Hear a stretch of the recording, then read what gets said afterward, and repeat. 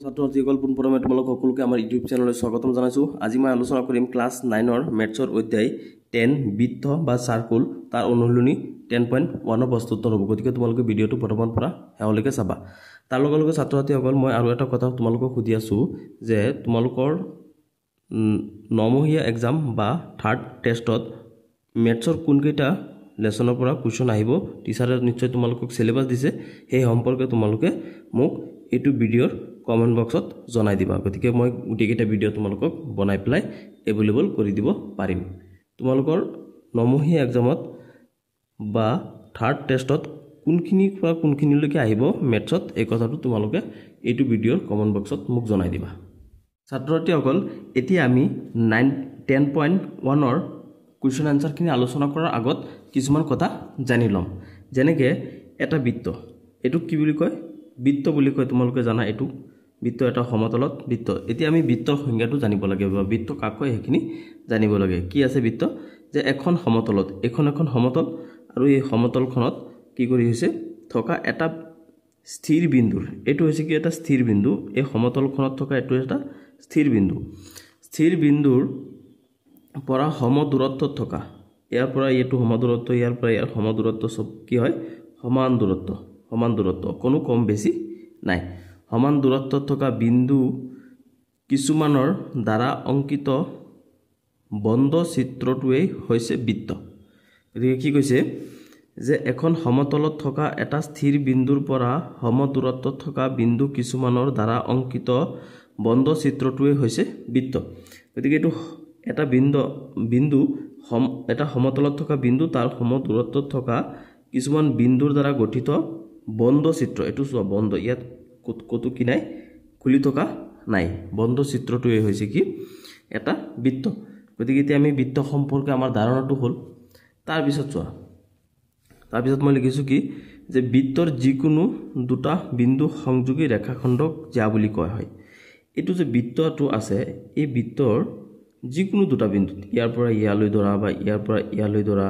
ইয়াৰ পৰা ইয়ালৈ যিকোনো ঠাইত ধৰা তুমি। গতিকে আমি যিটো বিন্দুৰ পৰা যিটো বিন্দুলৈ নাটানো কিয় এই বিন্দুত এটা বিন্দুৰ পৰা আনটো বিন্দুলৈ টনা ৰেখাডালক কি বুলি কয় জ্যা বুলি কোৱা হয়। গতিকে মই ইয়াত কি কৰিছো জ্যাটা আঁকিছো। তাৰ পিছত 3 নম্বৰত মই লিখিছো যে বৃত্তৰ কেন্দ্ৰৰ মাজেৰে যোৱা বৃত্তৰ যিকোনো দুটা বিন্দুৰ সংযোগী ৰেখাখণ্ডক বৃত্তৰ ব্যাস বুলি কোৱা হয়। এটো চোৱা তোমালোকে, এটো হৈছে বৃত্ত। এখন বৃত্তৰ কেন্দ্ৰৰ মাজেৰে যোৱা যিকোনো এটা ৰেখাখণ্ডক বৃত্তৰ ব্যাস বুলি কোৱা হয়। এতিয়া এই বৃত্তৰ কেন্দ্ৰৰ মাজেৰে যাব লাগিব। এটো এটা ব্যাসাৰ্ধ হয়, এটো এটা কি হয় জ্যা হয়, তাৰ লগে লগে এটো কি হয় ব্যাস হয়, কিয়নো এটো কেন্দ্ৰৰ বৃত্তৰ মাজেৰে গৈছে। যদি এতিয়া আমি এতিয়া এনেকে এটা আঁকি দিও এটো কেন্দ্ৰৰ বৃত্তৰ মাজেৰে, তেনেহলে এটো কি হ'ব ব্যাস বুলি হ'ব। এনেকে এটা আঁকিলে মানে বৃত্তৰ এই কেন্দ্ৰৰ মাজেৰে যিমান ৰেখা যাব সবকিটা কি বুলি কয় ব্যাস বুলি কয়। এতিয়া আমি ব্যাস সম্পৰ্কে শিকিলো। তাৰ পিছত চোৱা যে বৃত্তৰ কেন্দ্ৰৰ পৰা যিকোনো এটা বিন্দুলৈ টনা ৰেখাখণ্ডক বৃত্তটোৰ ব্যাসাৰ্ধ বুলি কোৱা হয়। এটো চোৱা বৃত্তৰ কেন্দ্ৰ, এটো বৃত্তৰ কেন্দ্ৰ। এই বৃত্তৰ কেন্দ্ৰৰ পৰা বৃত্তৰ যিকোনো বিন্দুলৈ টনা ৰেখাখণ্ডক কি বুলি কয় ব্যাসাৰ্ধ বুলি কোৱা হয়। বা এটো এনেকে লিখিব পাৰা তোমালোকে যে ব্যাসৰ আধাক ব্যাসাৰ্ধ বুলি কোৱা হয়। এইখিনিৰ পৰা এইখিনি হৈছে কি ব্যাসাৰ্ধ, এইখিনিৰ পৰা হৈছে কি ব্যাসাৰ্ধ, ইয়াৰ পৰা এইখিনি ব্যাসাৰ্ধ, ইয়াৰ পৰা এইখিনি ব্যাসাৰ্ধ। এনেকে যদি আমি এটা টানি দিও এটো কি হ'ব ব্যাসাৰ্ধ হ'ব। এতিয়া এনেকে এটা টানি দিলে এটো কি হ'ব ব্যাসাৰ্ধ হ'ব। তাৰ মানে এটো যেটো ব্যাস আছে এই ব্যাসৰ আধাটোৱে কি হয় ব্যাসাৰ্ধ হয়। তাৰ পিছত চোৱা যে বৃত্তৰ যিকোনো এটা বিন্দু স্পৰ্শ কৰা ৰেখাখণ্ডক বৃত্তটোৰ স্পৰ্শক বুলি কোৱা হয় আৰু উমৈহতীয়া বিন্দুটোক স্পৰ্শ বিন্দু বুলি কোৱা হয়। এটো চোৱা এটো এটা বৃত্ত, এই বৃত্তৰ এটো ৰেখাখণ্ডৰে কি কৰিছে স্পৰ্শ কৰিছে। গতিকে এটোক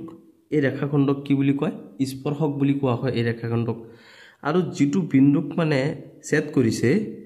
টাচ কৰিছে হেতু বিন্দুক কি বুলি কোৱা হয় স্পৰ্শক বিন্দু বুলি কোৱা হয়। এতিয়া আমি বৃত্ত সম্পৰ্কে মোটামুটি ধাৰণা হৈছে। এতিয়া আমি ইয়াৰ কুৱেশ্চন আনসাৰখিনি আলোচনা কৰো। গতিকে চোৱা 1 নম্বৰত আমাক কৈছে যে খালি ঠাই পূৰণ কৰা। খালি ঠাই পূৰণ কৰিব লাগে। গতিকে তাৰ একত কি আছে যে বৃত্তৰ কেন্দ্ৰৰ বৃত্তটোৰ অন্ত ভাগত অৱস্থিত তোমালোকৰ কিতাপত অপশ্যন দিয়া আছে তাত অপশ্যনৰ পৰা কি লিখিবা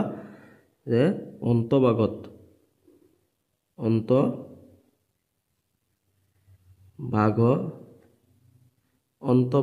অৱস্থিত তাৰমানে কি কৈছে বৃত্তৰ কেন্দ্ৰটো বৃত্তৰ অন্তভাগত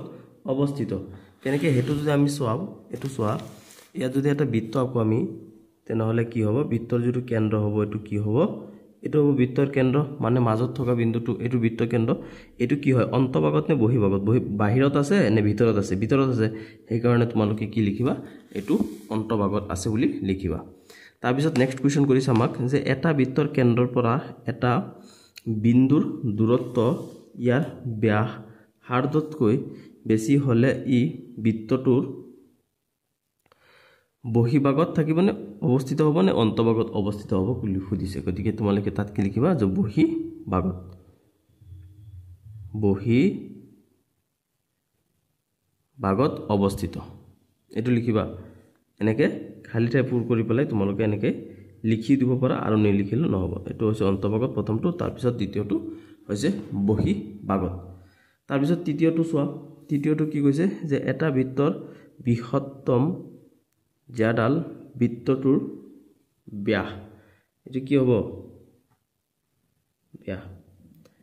ব্যাস হ'ব কাৰণ চোৱা এটা কি কৈছে এটো এটা কি হ'ব এটো হ'ব কি এটা বৃত্তৰ জ্যা হ'ব গতিকে এই জ্যাডাল কি হয় ব্যাস হয় নে নহয় এটো আকো সকলোতকৈ ডাঙৰ মই যদি ইয়াত এটা আকো তেনেহলে এটোতকৈ এটো সৰু হ'ব ইয়াত যদি এটা আকো এটোতকৈ সৰু হ'ব মানে এই বৃত্তৰ কেন্দ্ৰৰ মাজেৰে যিটো যায় মানে হেতু কি হয় এই জ্যাডাল কি হয় ব্যাস হয় আৰু হেতু কি হয় আটাইতকৈ ডাঙৰ হয় গতিকে তুমি ইয়াত লিখিবা যে এটা বৃত্তৰ ব্যাস গতিকে তোমালোকে এনেকে লিখিবা যে এটা বৃত্তৰ বৃহত্তম জ্যাডাল বৃত্তটোৰ ব্যাস এটো হৈ গৈছে 3 নম্বৰটোৰ এনসাৰ তাৰ পিছত 4 নম্বৰত চোৱা 4 নম্বৰত কি কৈছে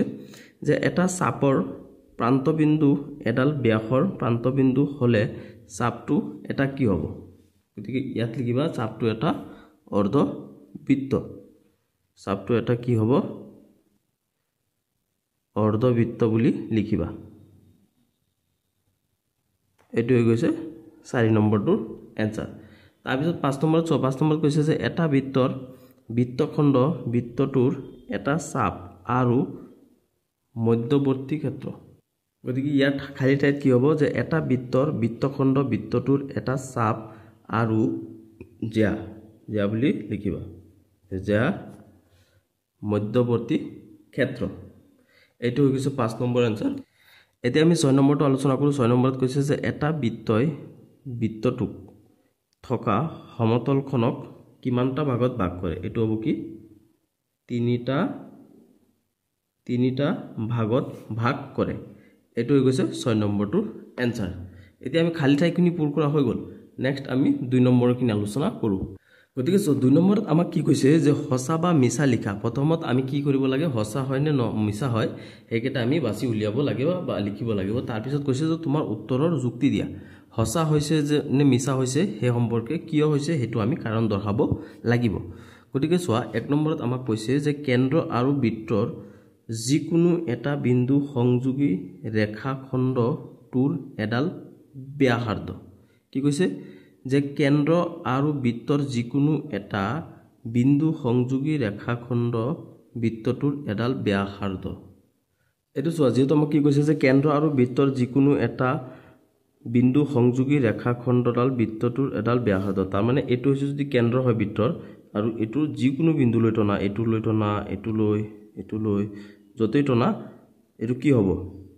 এই ৰেখাডাল কি হ'ব ব্যাসাৰ্ধ হ'ব না নাই ইয়ালৈ টানা ইয়ালৈ যতই আমি টানো এটো কি হ'ব ব্যাসাৰ্ধ হ'ব এটো আমাক কৈছে যে কেন্দ্ৰ এটো হৈছে কেন্দ্ৰ আৰু বৃত্তৰ এটো হৈছে বৃত্ত কেন্দ্ৰ আৰু বৃত্তৰ যিকোনো এটা বিন্দু সংযোগী ৰেখাখণ্ড বৃত্তটোৰ এডাল ব্যাসাৰ্ধ গতিকে কেন্দ্ৰ আৰু বৃত্তৰ সংযোগী যিকোনো এডাল ৰেখাখণ্ড কি হয় বৃত্তটোৰ ব্যাসাৰ্ধ হয় এটো হসা আৰু ইয়াৰ কাৰণটো কেনেকৈ লিখিম আমি যে হসা হয় কাৰণ বৃত্তৰ সকলো বিন্দু কেন্দ্ৰৰ পৰা সম দূৰত্বৱৰ্তী আৰু সম দূৰত্বৱৰ্তী আৰু হেবোৰ কি হয় এটা ব্যাসাৰ্ধ হয় তাৰ পিছত আমি 2 নম্বৰটো চাও 2 নম্বৰত কি কৈছে যে এটা বৃত্তৰ সীমিত সংখ্যকহে সমান জ্যা থাকে কি কৈছে এটা বিন্দুৰ সীমিত সংখ্যকহে সমান জ্যা থাকে মিছা কাৰণ এটা বৃত্তৰ অসীম সংখ্যক জ্যা পাওঁ এতিয়া আমি চোৱা এটা যদি এটা বৃত্ত হয় এই বৃত্তত আমি এই বৃত্তটোৰ যিকোনো বিন্দুলৈ আমি টানো এটি এনেকৈ টানো এনেকৈ টানো এনেকৈ টানো এনেকৈ আমি য'ত মন যায় এটোৱে কি হৈ যাব এটা এটা জ্যা হ'বনে নাই প্ৰত্যেকটো এটা এটা জ্যা হৈ যাব এটা বিন্দুৰ পৰা আনটো বিন্দুলৈ টনা প্ৰত্যেকডাল ৰেখাই হ'ব কি জ্যা গতিকে এটো মিছা হ'ব কাৰণ এটা বৃত্তৰ অসীম সংখ্যক জ্যা থাকে গতিকে আমাক কৈছে সীমিত সংখ্যক থাকে গতিকে সীমিত সংখ্যক থকাটো মিছা হৈছে সঁচা নহয় তাৰ পিছত আমি 3 নম্বৰটো চাও 3 নম্বৰটোক আমাক কি কৈছে যে এটা বৃত্তক তিনিটা সমান চাপত বিভক্ত কৰিলে প্ৰত্যেকই অধিচাপ হ'ব এটো মিছা কথা কাৰণ এই বৃত্ত চাপবোৰৰ দৈৰ্ঘ্য সমান হে ইহতক সমচাপ বুলি কোৱা হয় এটো প্ৰত্যেকটা কি হয় এটা বৃত্তক যেতিয়া তিনিটা ভাগত ভাগ কৰা হয় এটা বৃত্তক যেতিয়া তিনি ভাগত ভাগ কৰে তেতিয়া কি হয় বৃত্ত চাপবোৰৰ দৈৰ্ঘ্য সমান আৰু এই চাপবোৰৰ যে দৈৰ্ঘ্য থাকিব দূৰত্বটো এটো কি হ'ব সমান হয় আৰু হে ইহতক সমচাপ বুলি কোৱা হয় আৰু সমান থকাৰ কাৰণে ইহতক সমচাপ বুলি কোৱা হয় কিন্তু আমাক কোৱেশ্যনত কি কৈছে যে এটা বৃত্তক তিনিটা সমান ভাগত বিভক্ত কৰিলে প্ৰত্যেকই অধিচাপ আধা আধা হ'ব আধা কেনেকৈ হ'ব আধা হ'ব নোৱাৰে নহয় তিনিটা ভাগত ভাগ কৰিলে আমি আধা পাম জানো আধা নাপাম নহয় তিনিটা ভাগহে পাম গতিকে আমি এটো মিছা বুলি লিখিম তাৰ পিছত এটো কাৰণটো লিখি দিম হৈ গ'ল এখিনি এতিয়া তোমালোকে এতিয়া 4 নম্বৰটো চোৱা 4 নম্বৰত কি কৈছে যে এডাল জ্যা যি বৃত্তৰ ব্যাসাৰ্ধৰ দুগুণ হেয়া বৃত্তটোৰ এডাল ব্যাস কি কৈছে এডাল জ্যা যি বৃত্তৰ ব্যাসাৰ্ধৰ দুগুণ হেয়া বৃত্তটোৰ এডাল ব্যাস এটো সঁচা কথা কাৰণ ব্যাস হৈছে দীৰ্ঘতম জ্যা আৰু ইয়াৰ দৈৰ্ঘ্য ব্যাসাৰ্ধৰ দুগুণ ইয়াত যেটো আমাক কোৱেশ্যন কৰিছে যে এডাল জ্যা এটা বৃত্ত আছে এটো এটা বৃত্তত কি হৈছে এডাল জ্যা আমি আঁকিলো ঠিক আছে এডাল জ্যা যি বৃত্তৰ ব্যাসাৰ্ধৰ দুগুণ আৰু বৃত্তৰ ব্যাসাৰ্ধ কি হয় এটো হৈছে বৃত্তৰ ব্যাসাৰ্ধ এই কেন্দ্ৰটোৰ পৰা এখিনি হৈছে বৃত্তৰ ব্যাসাৰ্ধ গতিকে আমাক কি কৈছে দুগুণ গতিকে এপিনো ইমানখিনিয়ে হ'ব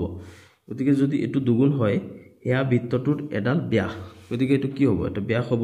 তাৰ মানে ব্যাসাৰ্ধৰ দুগুণ এটো হৈছে এই কেন্দ্ৰৰ পৰা এখিনি ব্যাসাৰ্ধ আৰু এই ব্যাসাৰ্ধৰ দুগুণ বুলি কৈছে গতিকে এটো ব্যাসে হ'ব হেতুই আমাক কৈছে গতিকে আমি তাৰ উত্তৰত কি লিখিছো যে সঁচা হয় কাৰণ ব্যাস হৈছে বৃত্তটোৰ জ্যা আৰু ইয়াৰ দৈৰ্ঘ্য ব্যাসাৰ্ধৰ দুগুণ তাৰ পিছত চোৱা 5 নম্বৰ নেক্সট হেখৰটো হৈছে 5 এটা বৃত্তাংশ বৃত্তৰ জ্যা আৰু ইয়াৰ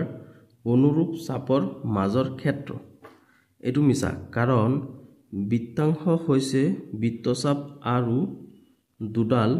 ব্যাসাৰ্ধৰ মাজৰ অঞ্চল কি কৈছে এটো তেনেকৈ লিখিবা তোমালোকে যে মিছা হয় কাৰণ যে বৃত্তাংশ বৃত্তৰ যেটো অংশ হৈছে বৃত্ত অংশ কৰা হয় যে বৃত্তাংশ হৈছে বৃত্তচাপ আৰু দুডাল ব্যাসাৰ্ধৰ মাজৰ অঞ্চল হয় এই কাৰণে কি হ'ব এটো মিছা হ'ব গতিকে ইয়াৰ লগে লগে তোমালোকৰ এটো অনুশীলনী সমাপ্ত হৈছে ভিডিওটো চোৱাৰ বাবে ধন্যবাদ ভিডিওটো শেয়াৰ কৰি দিবা ফ্ৰেণ্ডক আৰু লাইক এণ্ড সাবস্ক্ৰাইব কৰিবা